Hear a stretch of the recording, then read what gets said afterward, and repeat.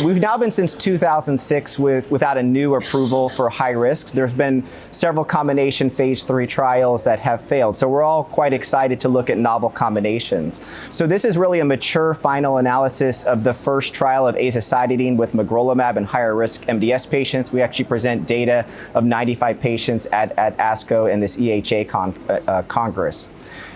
To date, the overall safety has been quite good. So just briefly, what does Magrolimab do? It blocks a don't eat me signal, which allows for essentially the immune system to eat or to phagocytose cancer cells.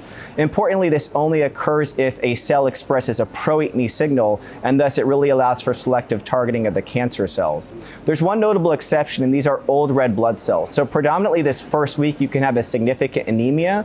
Although the average drop may be 0.5 to 1 grams per deciliter, patients can have over 3 gram per deciliter drops. And thus the major safety issue is that first week.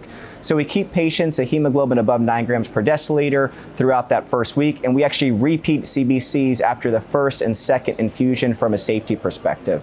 Really, once you get through that first week, actually combination therapy is very similar to single agent therapy with azacitidine. Infusion-related reactions which can occur are overall quite rare as far as severe ones, and again, no really unique toxicities, and we're not really seeing immune-related toxicities, or at least very rare, compared to sort of your traditional immune checkpoints. As far as efficacy, again, 3/4 of patients are achieving response with true complete remissions amongst the whole cohort and mutant between 30 and 40%. These remissions are durable with a duration of remission approaching a year. And actually at this Congress, we were presenting some really interesting data. A number of patients, almost a third, ultimately went forward with allogeneic stem cell transplant, and over 70% of patients are alive. If we look at the total cohort, the median overall survival was actually not met. And this is a very high-risk group of patients. So 26% were P53 mutant. When we look at the overall survival in that cohort, it was over 16 months. Actually, in any cohort to date, it's not been better than 12 months.